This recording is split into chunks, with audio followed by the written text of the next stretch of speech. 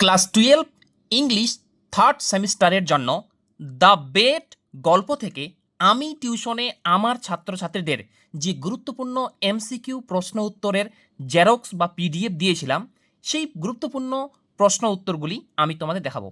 এই প্রশ্নগুলি পড়ে গেলেই পরীক্ষায় 100% আমি গ্যারান্টি দিচ্ছি তোমরা এখান থেকে প্রশ্ন কমন পেয়ে যাবে, কারণ টিউশনে আমি আমার ছাত্রদের এগুলো দিয়েছি।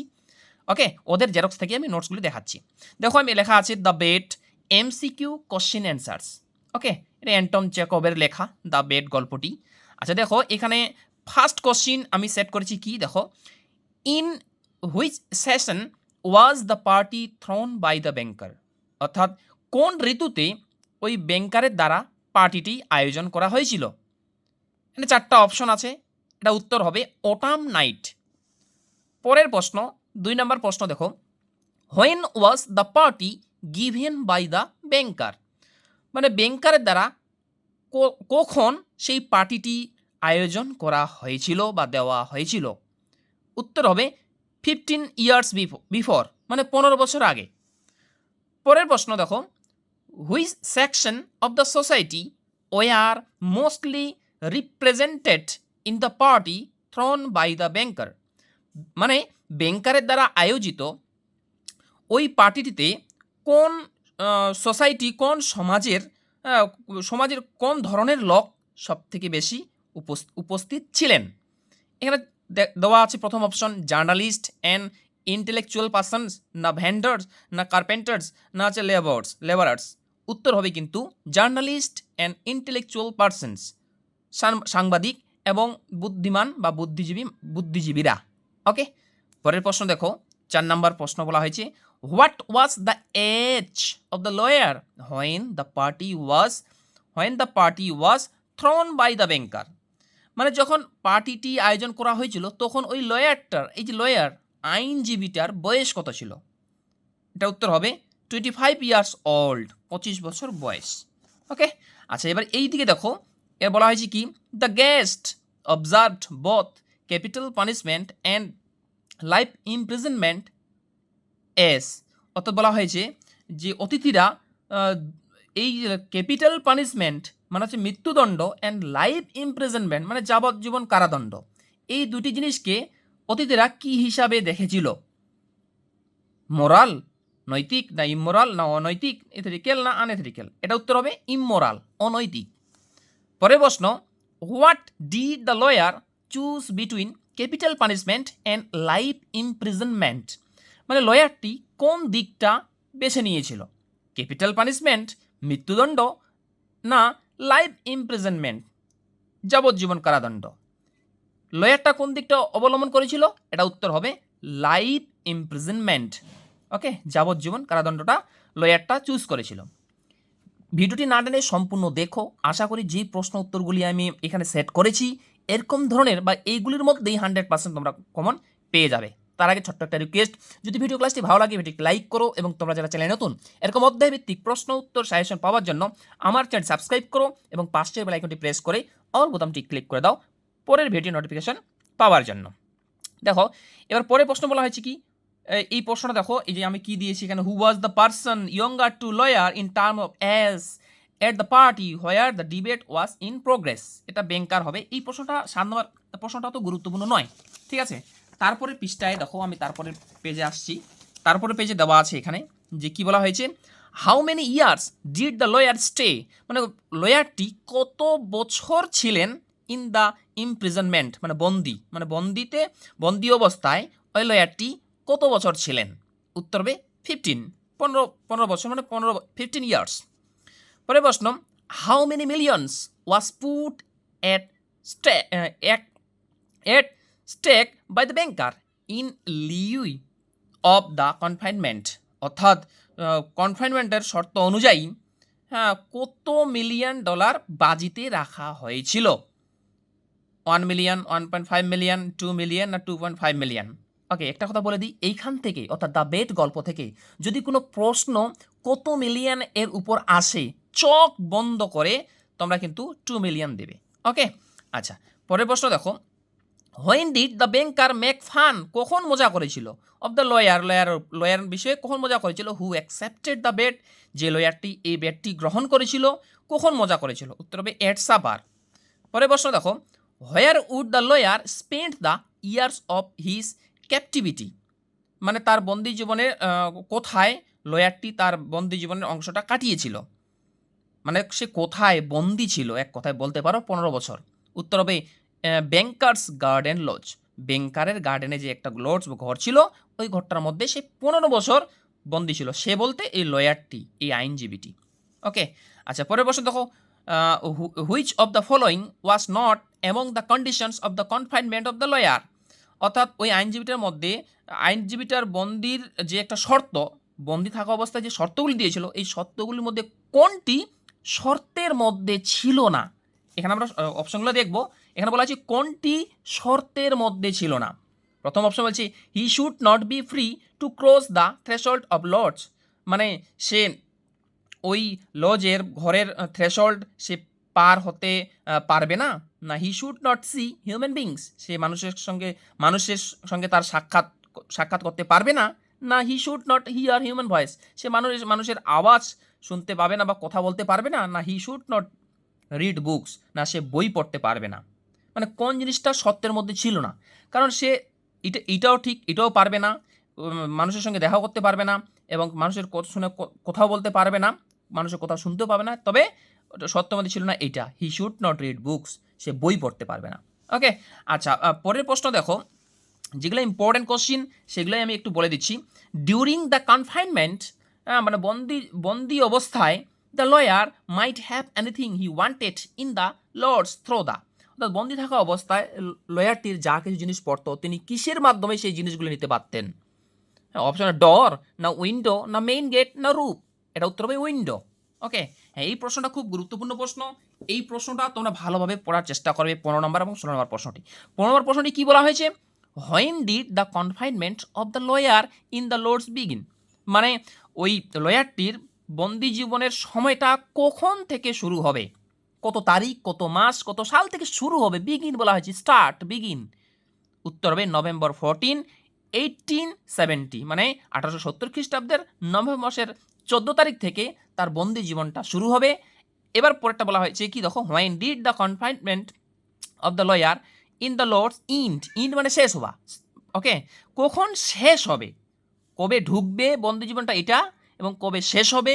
দেখো নভেম্বর 14, 1885, নভেম্বর 14, 1885, এই দুটো প্রশ্ন তোমরা একটু ভালোভাবে দেখে নেবে, কারণ এই দুটো প্রশ্ন পরীক্ষার জন্য খুবই গুরুত্বপূর্ণ। আমি তোমাদের বলে দিয়েছি, তোমরা ভাবো আমি এই জেরক্সগুলি আমি টিউশনে আমার ছাত্রদের দিয়েছি, একদম ডাইরেক্ট জেরক্স দিয়েছি। হ্যাঁ, ওদের থেকেই আমি তোমাদের কিন্তু দেখাচ্ছি, তাহলে কিন্তু এই প্রশ্নগুলি ভালোভাবে পড়বে, এইভাবে পরীক্ষা কিন্তু সেট হওয়ার সম্ভাবনা সব থেকে বেশি। পরে প্রশ্ন, what was staked in the bet, মানে এই বেড গল্পে কি বাজি ধরা হয়েছিল বা কত বাজি ধরা হয়েছিল, উত্তর হবে 2 মিলিয়ন। পরে প্রশ্ন দেখো, who were the persons involved in the bet, এই ব্যাটে হ্যাঁ কোন দুটি লোক যুক্ত হয়েছিল, মানে কার কার মধ্যে বেড হয়েছিল, উত্তর হবে লয়ার অ্যান্ড ব্যাংকার, লয়ার এবং ব্যাংকারের মধ্যে বেড হয়েছিল।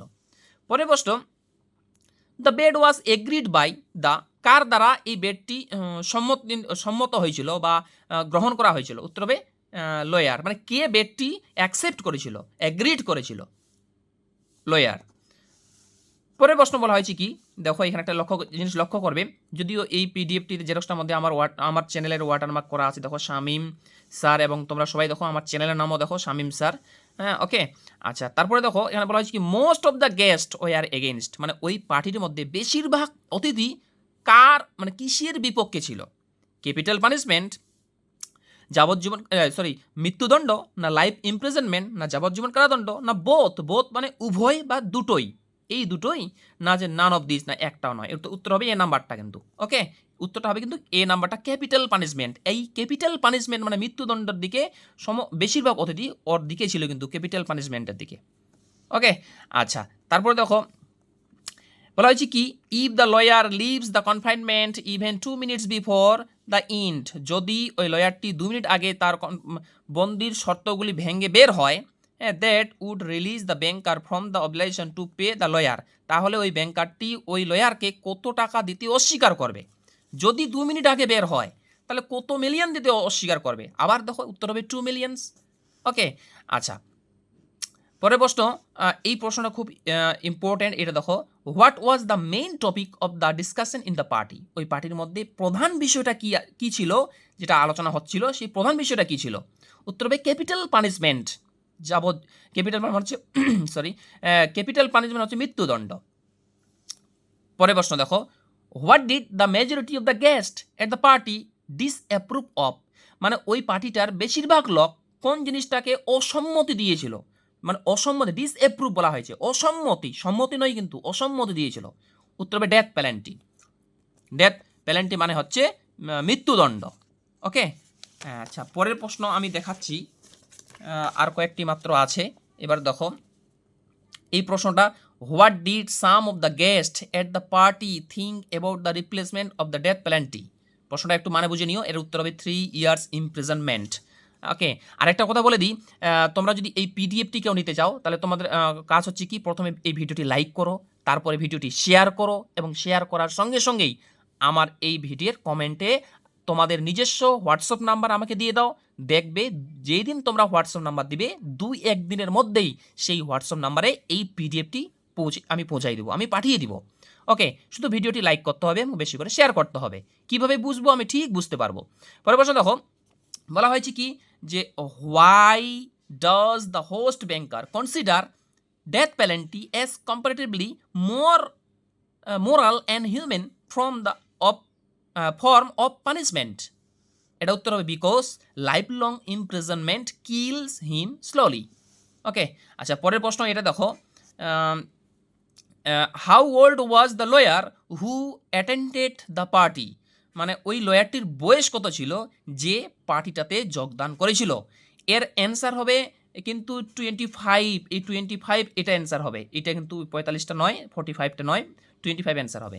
পরের প্রশ্ন দেখো কি বলা হয়েছে, to live anyhow is better than not at all. ঠিক আছে, কোনো প্রকারে বেঁচে থাকার থেকে না থাকাটা বেশি ভালো। Who said this? এই লাইনটি, এই উক্তিটি কে বলেছিল? এর উত্তর হবে এখানে দেওয়া আছে, দেখো উত্তর হবে স্পোর্টসম্যান। পরের প্রশ্ন দেখো, একটা লাইন তুলে কোশ্চেন এখানেও আছে, জেন্টলম্যান, ভদ্রলোকগণ, আই স্টেক 2 মিলিয়নস, আমি 2 মিলিয়ন বাজি ধরলাম। Who said this? এই কথাটি কে বলেছিল? উত্তর হবে ব্যাংকার। পরের প্রশ্ন দেখো, লাইন তুলে question, agreed, you stake your millions and I stake my freedom, who has put his freedom at stake? উত্তর হবে ব্যাংকার। পরের প্রশ্ন দেখো, what are the things that he might ask for during his imprisonment? উত্তর হবে all of this. All of this মানে এই উপরে তিনটাই। ওকে, হ্যাঁ এই প্রশ্নটাও কিন্তু খুব গুরুত্বপূর্ণ প্রশ্ন, ভেরি ভেরি ইম্পর্টেন্ট এই প্রশ্নটা, আমি কিন্তু পরীক্ষা নিলে এই প্রশ্ন সেট করব। এর বলা হয়েছে কি, what is the exact period of imprisonment of the lawyer? মানে ওই লয়ারটার যে বন্দি ছিল, ওই বন্দি থাকা যে সে 15 বছর বন্দি ছিল, হ্যাঁ ওই 15 বছরের মধ্যে ওর পিরিয়ডটা কত, মানে কত তারিখ থেকে শুরু এবং কত তারিখ থেকে শেষ, কত সাল থেকে শুরু এবং কত সাল থেকে শেষ। ওকে, তাহলে ওর পিরিয়ডটা কি ছিল? তাহলে উত্তর হবে দেখো, ফ্রম 12 o'clock, মানে 12টা থেকে 12 o'clock নভেম্বর 14, 1870, মানে 1870 খ্রিস্টাব্দের নভেম্বর মাসের 14 তারিখের 12টা থেকে 12 o'clock মানে 12টা পর্যন্ত, নভেম্বর 14, নভেম্বর মাসের 14 তারিখ 1885, 1885 খ্রিস্টাব্দ পর্যন্ত। এই দেখো 1870-এর সঙ্গে 1885 যদি বিয়োগ করো তাহলে 15 বছরে কিন্তু হবে।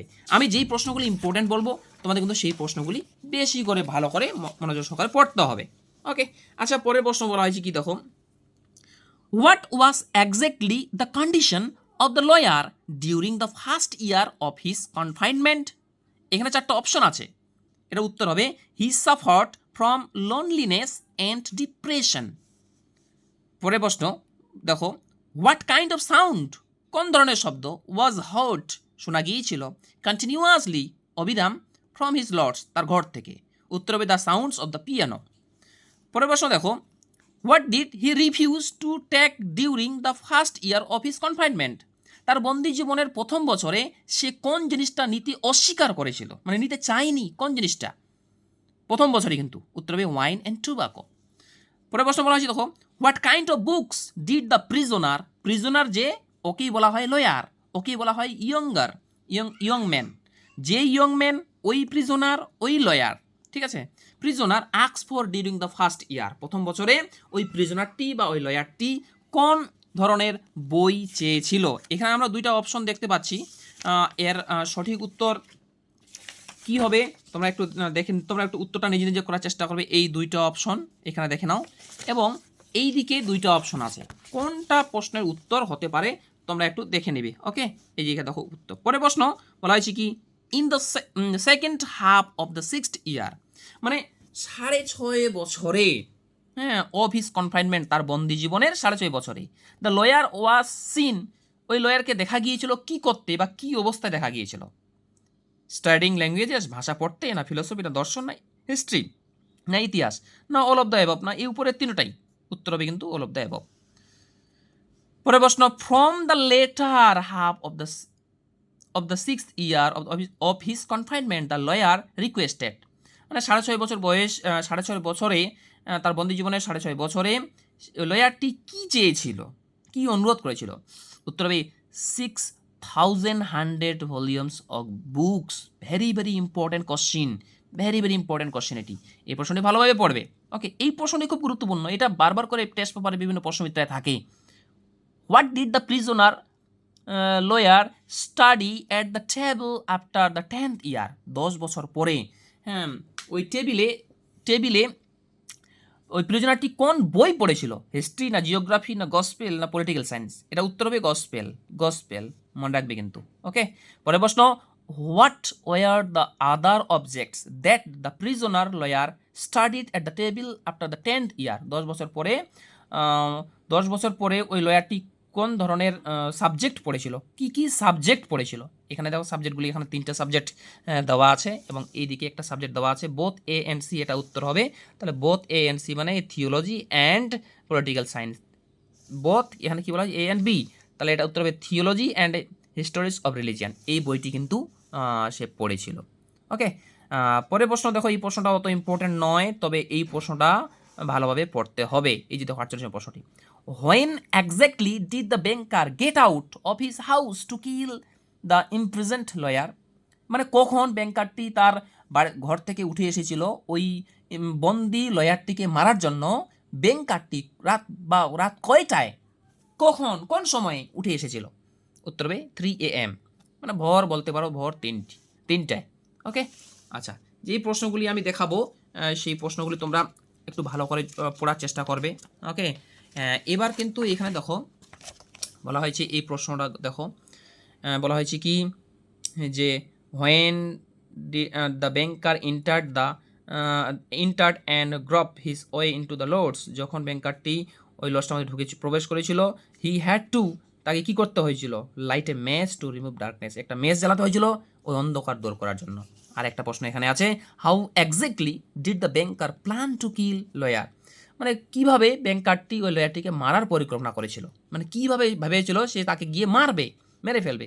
By shifting him with the pillow after throwing him on the bed থেকে নিচে নামিয়ে দিয়ে বালিশ চাপা দিয়ে মারার সে সিদ্ধান্ত নিয়েছিল। এইভাবেই কিন্তু প্রশ্ন পরীক্ষায় আসবে। তাছাড়া এই যে দেখো এখন ট্রু ফলস, এইভাবেও কিন্তু পরীক্ষায় প্রশ্নগুলি আসতে পারে। সেই ট্রু ফলসগুলি কী কী এবং প্রশ্নসহ উত্তর আমি এখানে দিয়েছি, আমার ছাত্রদের আমি দিয়েছি। এই যে এই নোটস বা জেরক্সে সব কিছু দেওয়া আছে।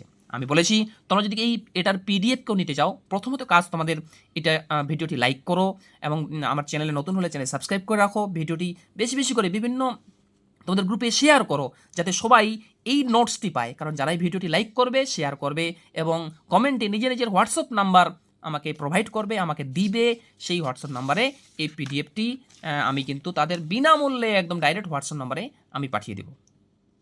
চ্যানেলে নতুন হলে চ্যানেলের সঙ্গে যুক্ত থাকবে এবং এখানে যা কিছু প্রশ্ন উত্তর আছে এর বাইরে প্রশ্ন আসবে না, কারণ আমি টিউশনে আমার ছাত্রদের এই নোটসগুলোই তো দিয়েছি। হ্যাঁ, এই নোটসগুলোই দিয়েছি, দেখো কীভাবে পরীক্ষায় প্রশ্নগুলি আসতে পারে আমি দিয়েছি। থ্যাঙ্কস ফর ওয়াচিং, দেখা হচ্ছে পরের ভিডিও ক্লাসটিতে।